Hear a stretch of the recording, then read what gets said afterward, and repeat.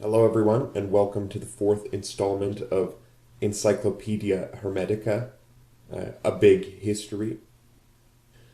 In recapitulating our last three sessions, I want to discuss in detail the large-scale transitions that occurred in the shift from hunter-gatherer to agriculture-bound modes of subsistence.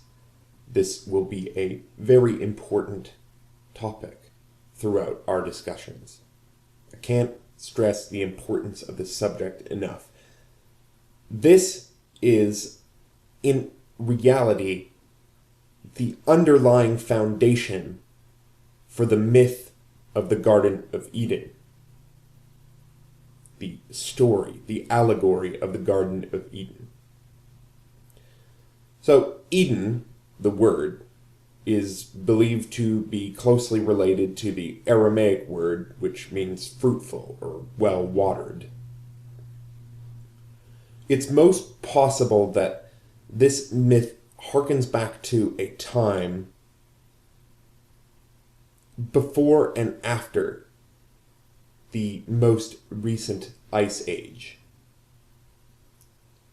when the lands between the Tigris and the Euphrates, or perhaps elsewhere, were lush and fruitful. Adam and Eve, who are, of course, allegorical, they're not literal characters. Their names simply mean man and mother. So this pair walks around the Garden of Eden naked in their innocence because of their absence of self-imposed shame and guilt, which would ultimately arise from their curse. The curse of language. The curse of discrimination, of drawing lines and cutting up the world into pieces, of thinking in terms of words and becoming imprisoned by them, instead of living freely among the animals, as man had always done. They eat from the trees. Food is abundant. They exist in a primordial state of consciousness. It's a pre-linguistic, a pre-literate, a pre-agricultural, a premarital, a pre-patriarchal state. Time would have seemed entirely cyclical to them, appearing with the flow of the tides, the seasons, the cycles of stars. This was before dirty words like meaning or purpose had any worth to anyone. They hadn't yet been afflicted with the great Abscission, which is our burden to bear. They hadn't been afflicted with the disruption of unity consciousness.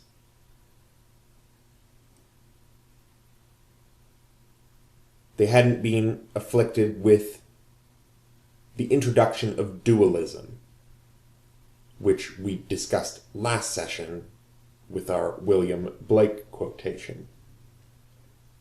All of these processes occurred during the roughly 4,000 year period which we've been covering.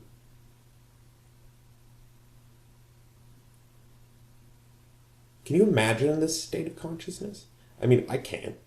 Not without some assistance, so to speak. Biologically speaking, these people were the same as we are today. They were of equal intelligence.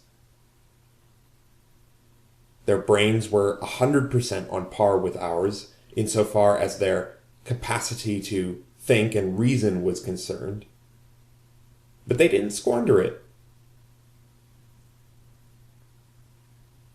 Before the fall, to use a metaphor, for the fall into language, into agriculture, into civilization.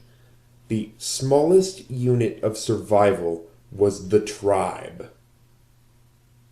The individual, as a concept, would have no existence until about the 1st century AD.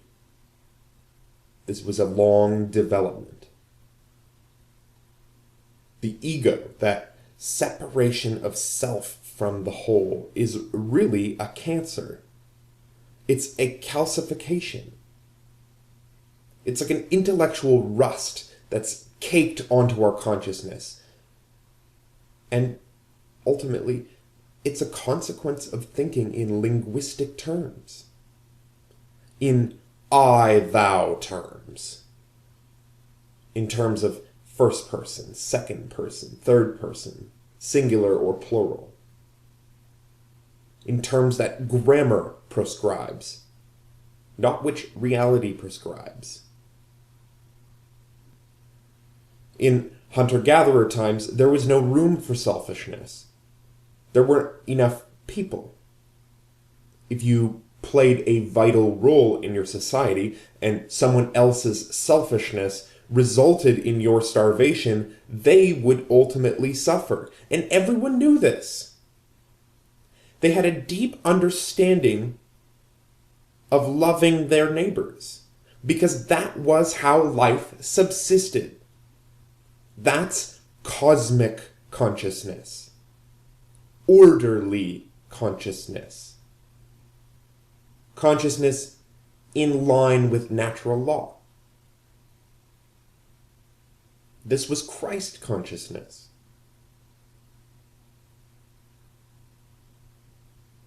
Now, let's compare this state of consciousness, if we can even begin to imagine what it was like, and compare it to, let's say, the early 19th century black soot-covered London in which William Blake lived.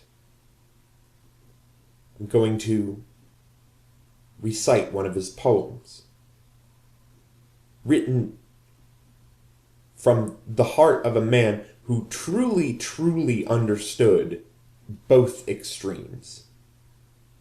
He lived in the dirtiest, most anti-natural, most unnatural time in the human story.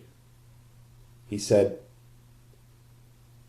I wandered through each chartered street, through where the chartered Thames dost flow. A mark in every face I meet, marks of weakness, marks of woe. In every cry of every man, in every infant's cry of fear, in every voice, in every ban, the mind-forged manacles I hear. How the chimney sweepers cry, every blackening church appalls, and the hapless soldier's sigh runs in blood down palace walls. But most through midnight streets I hear how the youthful harlot's curse blasts the newborn infant's tear, and blights with plagues the marriage hearse. You want to know about a man who really understood both cosmic consciousness and who understood the pain and suffering that happened in the world around him? William Blake is, bar none, a poet who recognized this duality, this schism, for you Tool fans. He says, the mind-forged manacles I hear. He's not talking about the chains or the shackles that men have put on us, that people have forced us to do anything. He says it's made in the mind. And that is ultimately where we need to look. We need to live freely. Look in the mirror. That's your enslaver. No one makes you eat shit. No one makes you take certain drugs. No one makes you watch television. No one makes you buy anything. These are mind-forged manacles. And we need to recognize that. Because it wasn't so long ago where we lived free from these mind-forged manacles. 7,000 years, 8,000 years, it's a blink of an eye. Humanity has been around for 200,000 years. In the fossil record, we have proof that modern humans, the way that we are now, evolved in East Africa around 200,000 years ago, and the only thing that's changed is our perception. The hardware is the same. It's the software which has changed. And it's software that you choose to run on your hardware. The hardware is yours. It belongs to you. No one can make you do anything.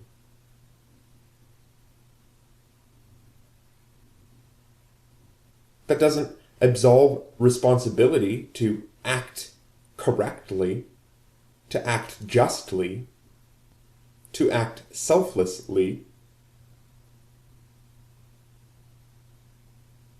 But most things that you believe are mandatory are not. Now, I'm not saying that to be saved from ourselves, we need to pull a St. Francis and burn all our clothes and run out naked into the streets. Live with lepers, or be like Diogenes and live in a barrel in the marketplace, like a dog. If that's your calling, then I encourage you to do that. But that certainly isn't my will.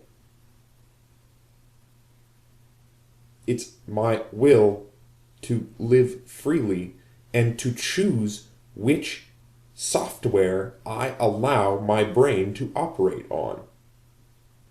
Say no. It's a magic word. Say no. Turn it off. If the truth can be told so as to be understood, it will be believed. Watch who you give attention to. People are constantly battling for your time, whether to sell you something or to gain your approval because they lack self-worth. So be cautious who you give your attention to. I know some people who, when the conversation turns up, and I tell them I don't watch television, or at least I try to avoid it as much as possible, they say, "Oh, well, it's not so bad, you know. I don't watch the commercials. I skip the commercials, so it's fine." It goes so much deeper than that. When you watch television, you are being imprinted with the values that the producers of that television show want you to be imprinted with. They will imprint you with all sorts of crazy preconceived notions that have no basis in reality. So be aware of that. You don't need to do anything I tell you to do if you don't want to. Just be aware that you are constantly being imprinted. You are, like Rumi said, the universe in ecstatic motion.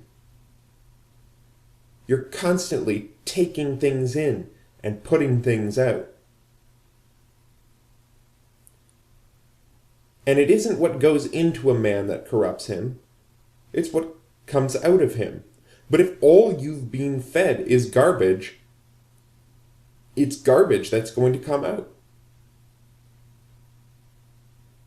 So again, be careful to whom you give your attention.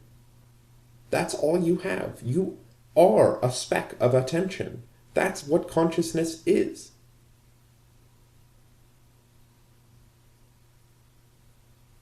You need to give that attention toward things that you can help grow, whether that's yourself or others.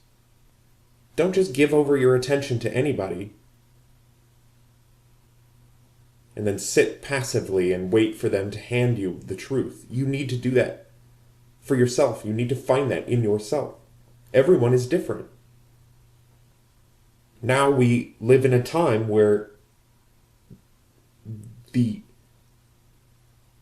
energy we've been provided with by burning fossil fuels has pushed the envelope of population way outside of natural balance.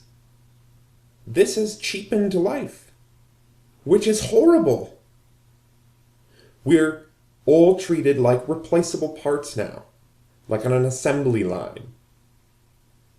We're not treated like the beings of potentially infinite love and life and beautiful order that we actually are. Now, we'll come back to this topic over and over again from different angles. And hopefully I can provide some solutions instead of just complaints. But we need to take the first step and address that there is a problem. That the status quo is squandering our time on this planet. It's precious. Be careful who you give your attention to. Be careful which software you are installing on the hardware that is your neuronally plastic brain. Every word you say ripples out into space and alters the neuronal configuration of other people's brains around you. This is a physical change. As you speak, so you create. And the same is happening to you. Every commercial you watch is a concerted stab into your soul. It is trying to inject you with fear, and it is trying to inject you with desire. So be conscious of that. What I'm trying to do in putting together this show is create a form of alternative media. Something people can entertain themselves with and inform themselves with without poisoning themselves. I'm not selling you anything. I'm not asking you for anything. I just want to open up a dialogue. I want to broaden your horizons. I want to work with you and with myself on developing a liberal education. We're going to get back to our chronology now. We got up to roughly the year 900. So we're going to bite off another 100-year chunk if we can. Alright, so around this time, iron and steel production in at least Indo-Caucasian cultures is in full swing. Phoenicians are settling in Cyprus. Samaria is rebuilt as the capital of Israel in 879. This was the center of the so-called 10 lost tribes of Israel, those which broke away from Judah. So, Shechem, or Sichem, was originally a Canaanite city mentioned in the Amarna letters, which we discussed. The books of Genesis, Deuteronomy, and Judges each revere Shechem over all other cities in Israel. This is where Abraham built an altar to the Lord who had appeared to him and had given the land to his descendants.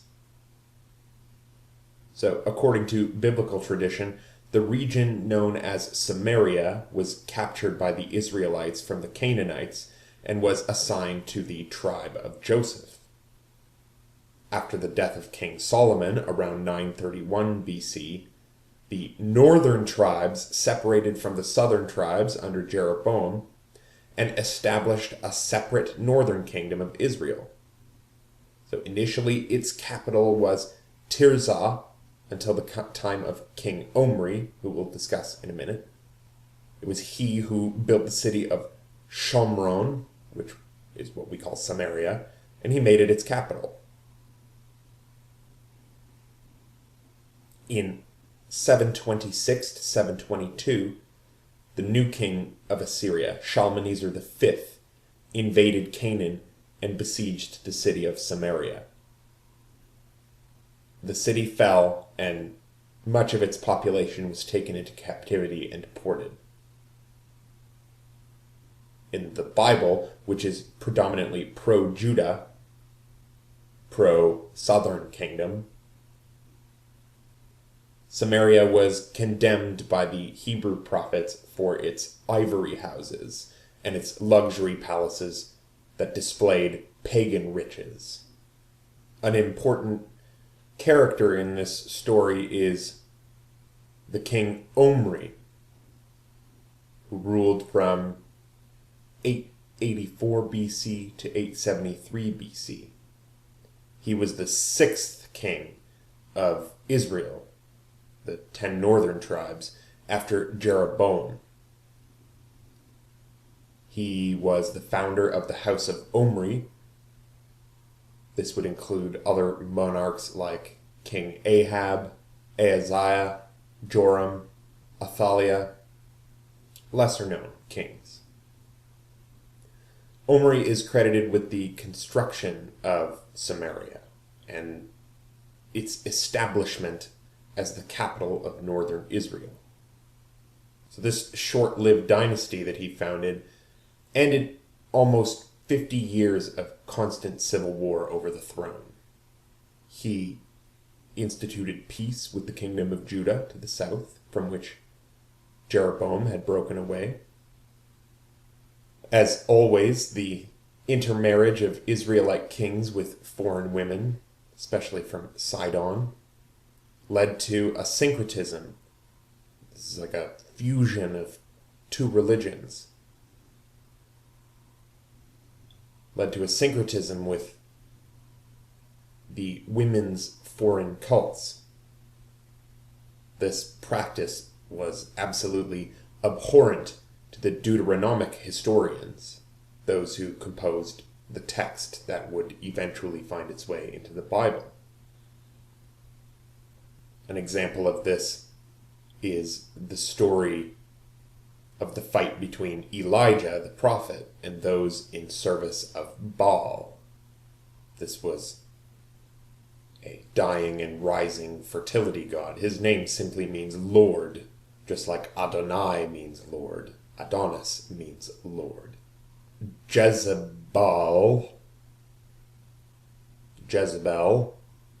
brought Baal into northern Israel.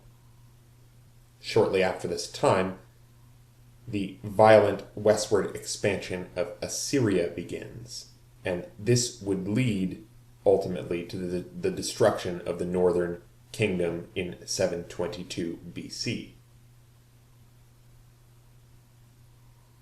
Even Judah to the south would be reduced to an Assyrian tributary state.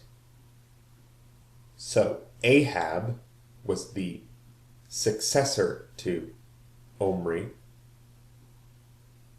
He was the seventh king of northern Israel after Jeroboam. And Ahab would be the husband of Jezebel of Sidon, according to the Bible. This story is found in 1 Kings 16 to 22. And it talks about how Jezebel, as a foreign woman with a foreign cult at her disposal, was a dominant influence on King Ahab. And she pushed to have Baal worshipped in Israel among the northern tribes. I won't ruin the story. You should go read it for yourself. It's a good one. What's important about Ahab in our case is that he fought against the invading king Shalmaneser III of Assyria. Shalmaneser III was king of Assyria in the mid-9th century. His dates are 859 to 824 BC. He was a militant expansionist. He conquered the northern tribes of Israel, in addition to Babylon and other nations of Mesopotamia and Syria.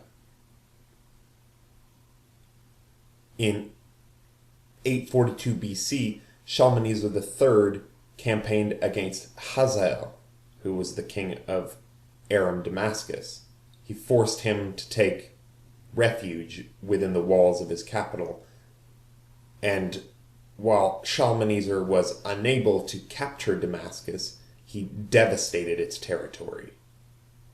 This caused King Hosea of Israel, of the northern tribes, together with the Phoenician cities, to become his tributaries in 841 BC.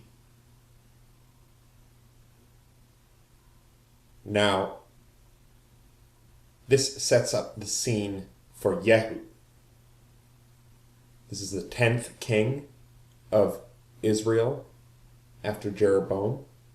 His dates are 842 to 815 BC. And he is known for exterminating the house of Ahab. And this was allegedly at the instruction of Yahweh. So in the Bible, Yehu starts as a soldier in King Ahab's army. Remember, Ahab's wife is the wicked Jezebel. God, however, commands Elijah to anoint Yehu king over Israel. He doesn't do it, but it is later performed by Elisha, a different prophet. So Yehu's rise to power was one of the bloodiest in Israel's history, although it was, quote, in obedience to God's command. He was assigned to wipe out the corrupt and wicked house of Ahab from the land because of its flirtation with pagan gods. Remember, northern Israel was never exclusively monotheistic. This was southern Israel of the tribe of Judah, where the temple of David and Solomon was built. Yehu is the king who orders the eunuchs of the palace to throw Jezebel out of a window. She smashes her skull and dies in the streets. This is in 2 Kings 9:30 to 37. Yehu then orders his officials at Samaria to kill all of the royal princes of the former king Ahab, thereby ending his dynasty. Yehu had all the worshippers of Baal slaughtered and had Baal's idols cast down. Ironically, Yahu happened to tolerate the worship of the golden cattle that were set up at Dan and Bethel. So, we've looked at the expansion of Phoenician culture with their settling of Cyprus and the growing influence of their deities, gods like Baal or Baal or Baal. We've seen the rise of Assyria coming from the east to take on these Phoenicians and the 10 tribes of Israel and Judah as well. We see this happening under Shalmaneser III. So, based from this, I want to go back to that quotation that we discussed last session. Another William Blake quotation.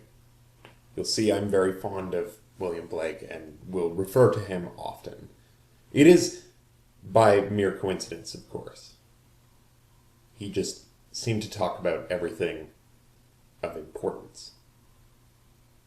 He said, "The ancient poets animated all sensible objects with gods or geniuses, calling them by the names and adorning them with the properties of woods, rivers, mountains, lakes, cities, nations, and whatever their enlarged and numerous senses could perceive.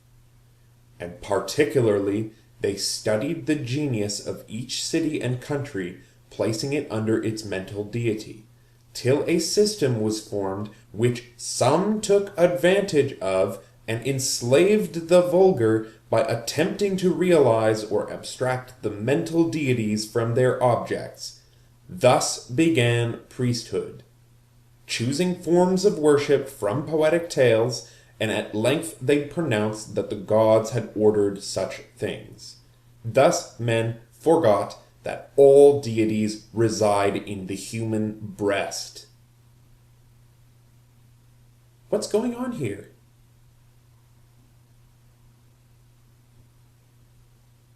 People have started throwing each other out of windows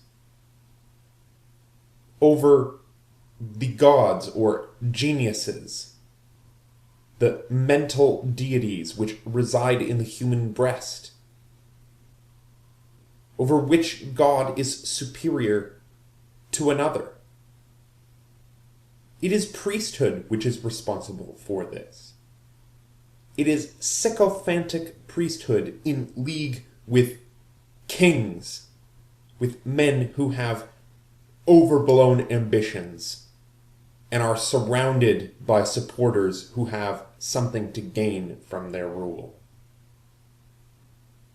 We had similar conflict with Akhenaten in Egypt a few hundred years earlier.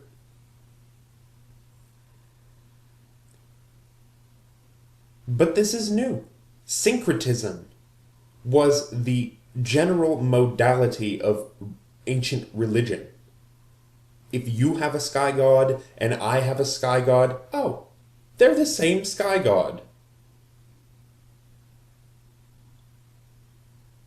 Dogma began replacing human experience. And when dogma begins overriding human experience, we're putting the cart in front of the horse. It is the principles which are important, not the names which we ascribe to those principles. This is a battle of words.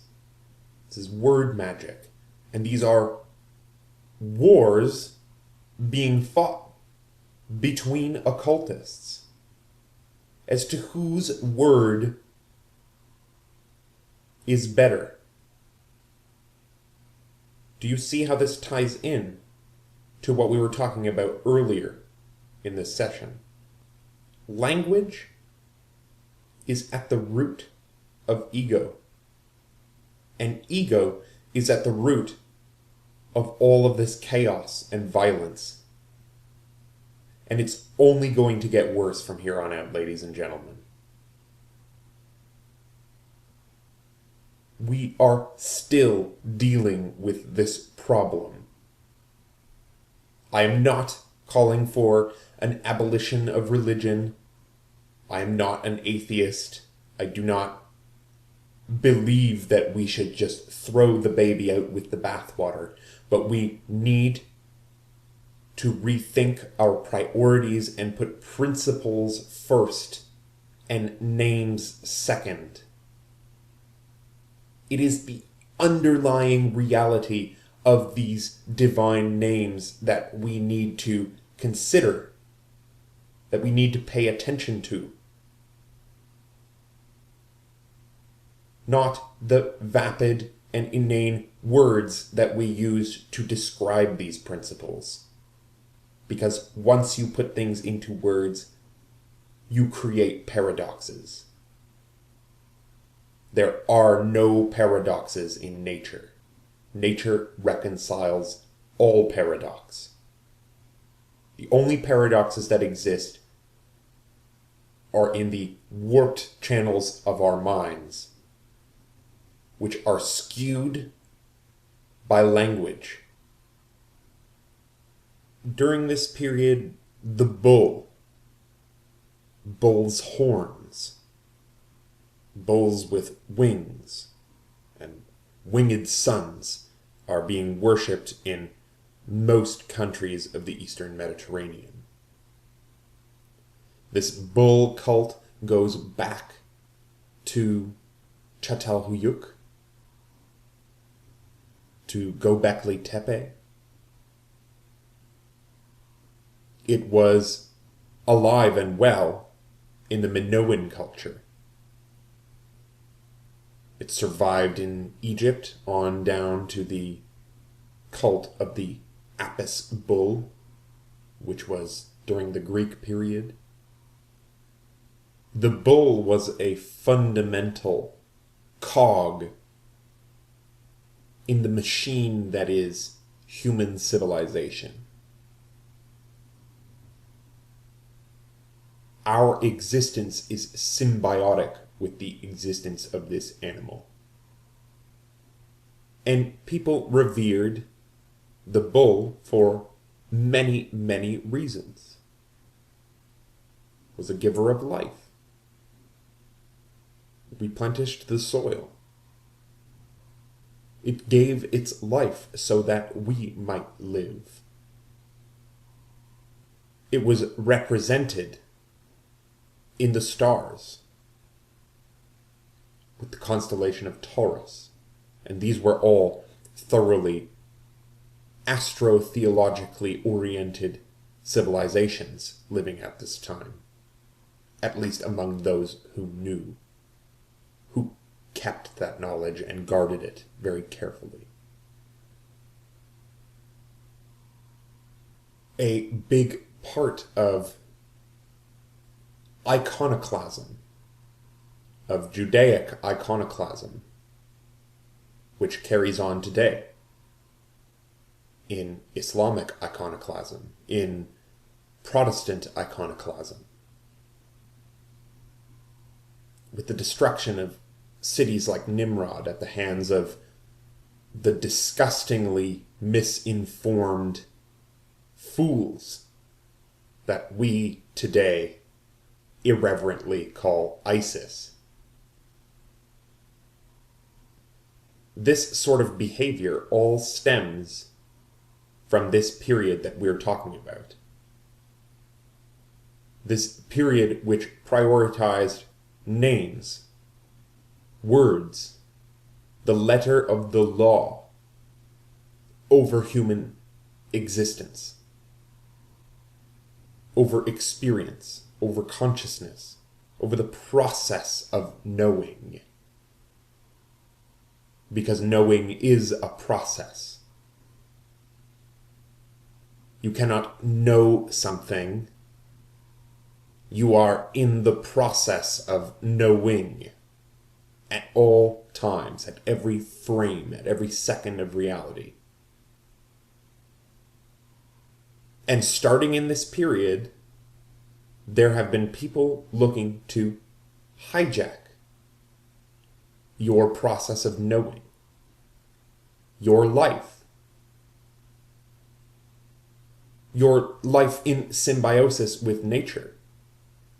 Nobody worshipped cows.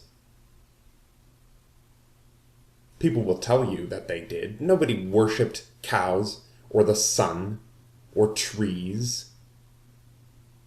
They worshipped the underlying principles which these things expressed. They worshipped life, Zoe, life in its overabundance, its inability to be contained. Life is just bursting out at the seams.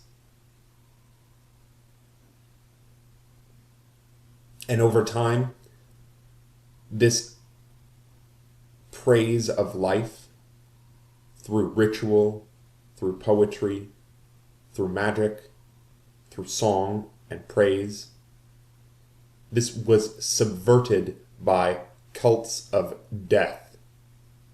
And it begins here. It begins with the idea of branding, of creating a logo or a symbol, and having that replace the principle.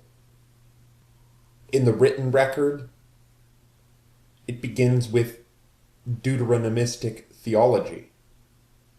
It begins with the idea that Israel, above all other nations, has entered into a covenant, into a treaty, into a binding agreement with the God Yahweh, who is the only God. It begins when they agree to accept Yahweh as their only God because he promises them a land where they can live in peace and prosperity, just as long as they follow along with the corporation's code of conduct, with their mission statement, with their rules. You can live a cushy life in our club so long as you follow these rules, which, above all, include the maintenance of that club, the maintenance of the exclusivity of that club at the expense of everyone else around. That's where it begins. It begins with us versus them, with listening to priests who tell you, you are the chosen, they are the world, they are pagan scum. You can kill them. We now have moral justification coming from the top down, and how could they be wrong? Telling us that we'll be protected if we follow the rules. And they're right. They have the grain surplus, don't they? They hold the key to the silo, to all that energy stored up by the labor, not of priests and kings, but of farmers.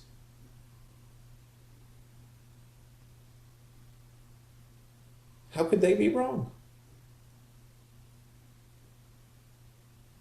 What paralyzed people is fear. Fear of rejection. Rejection from their tribe. This modality is still strongly ingrained in us. That if we do not play along by the rules, even those rules which are not founded in natural law, that we will somehow be exiled from the tribe, and that is a fate worse than death, because we still operate on primal fears. We spent far more time out on the grasslands, in the jungles, facing the elements, Life was nasty, brutish, and short, but it was free. This exclusive club mentality, this us versus them, this I-thou relationship is where we're at now. It's simply just been blown out of proportion. Our tribes have become uselessly large. We need to refocus toward the local level, something more akin to the tribal level. We need to love the world by loving our neighbors, our immediate neighbors. Now, that doesn't mean we hate our enemies. We just need to focus on building each other up. Those of us who are in our immediate vicinity, no matter who they are. Because what you do to the weakest person, you do to the strongest person. All of this fear-mongering, it really ramps up in the Iron Age. I mean, it has roots well into the Bronze Age, well into the coalition of peoples into agricultural communities who were then taken over by strong men. But now we have another dimension of fear, where we had only the fear of government, we now have the fear of religion.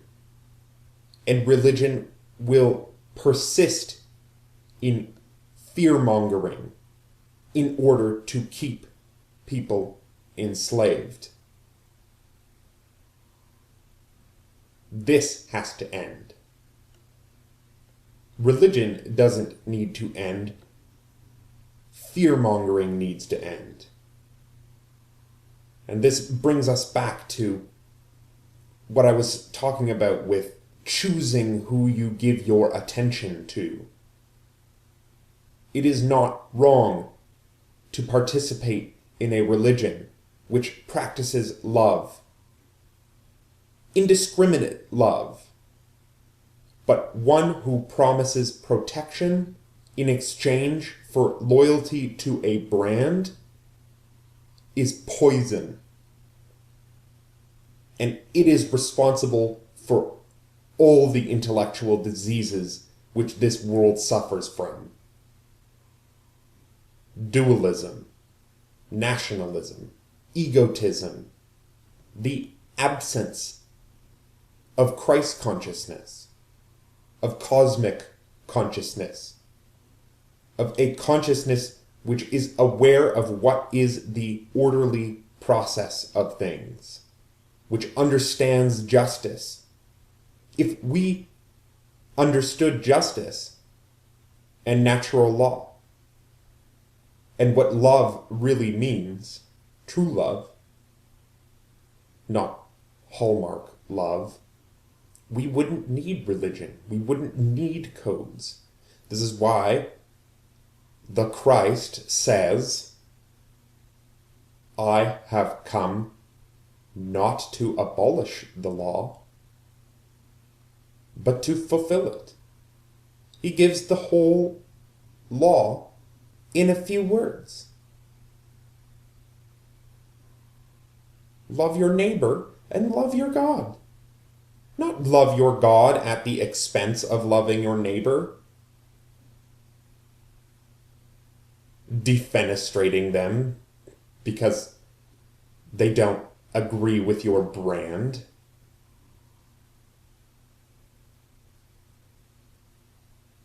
Love the underlying principle of reality. What underlies consciousness, what underlies consensus reality, what underlies all of these things. The boundless light and the void behind that boundless light. All of it. love indiscriminately. Because this is what's going to get us out of this mess. Loving indiscriminately and taking action against those who are incapable of it. Loving does not mean being passive. There's a reason we have the term tough love, and I don't know if you've noticed, but children tend to learn better from it. The psychopaths and the sycophants of kings and priests who continue this long Iron Age tradition of fear-mongering and control need to be dealt with tough love. You know what tough love is? It's the farmer who prunes the tree so that it bears better fruit. It's the surgeon who cuts off the diseased limb for the good of the whole body. That's tough love. In the words of Terence McKenna, there's been too much politesse going on lately. We've been allowing ourselves to be trampled upon and lied to. And again, these people who are doing this, they are just expressing their will. You need to express your will in opposition to them. Because you know what? For the most part, they are us. We are responsible. This isn't an us versus them game. We are all playing this together. And we have to agree or disagree whether we're going to play along for comfort. What do you prefer? Do you prefer freedom or comfort? If it's freedom you prefer, then stop selling each other bullshit. Stop lying to one another's faces. Educate yourself and then speak your truth to each other. Don't work in jobs that are morally objectionable. Don't be fear-mongers to one another. You work in marketing? You are the biggest fear-mongerer on the planet. You work in banking? You're a fear-mongerer. You're a police officer? You're a fear-mongerer. You're a soldier? You're a fear-mongerer. You're a pastor. You're a priest. You're a teacher. You're a fear-mongerer. It has to stop. We need to encourage one another, to uplift one another, not to terrify one another. We have a war on terror going on right now. And the people who are loudest about it are the biggest terrorists. If we want to experience a change in consciousness on a collective level, we need to stop selling each other bullshit. We need to stop allowing it to be peddled to one another. So when you hear bullshit, call it out.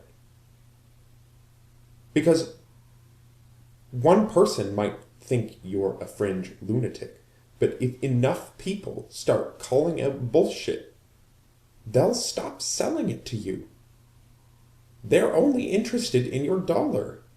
If you refuse to buy the thing that they are fear-mongering for, they'll stop doing it. Stop buying into fear.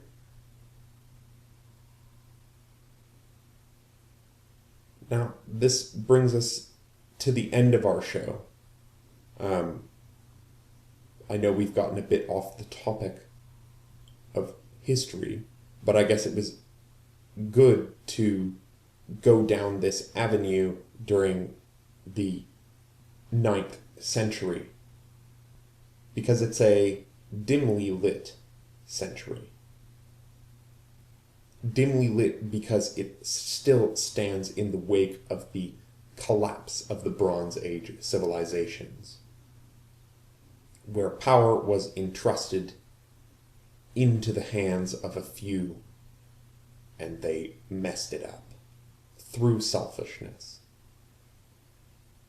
through withholding energy, and causing the house of cards that was the Eastern Mediterranean system to collapse.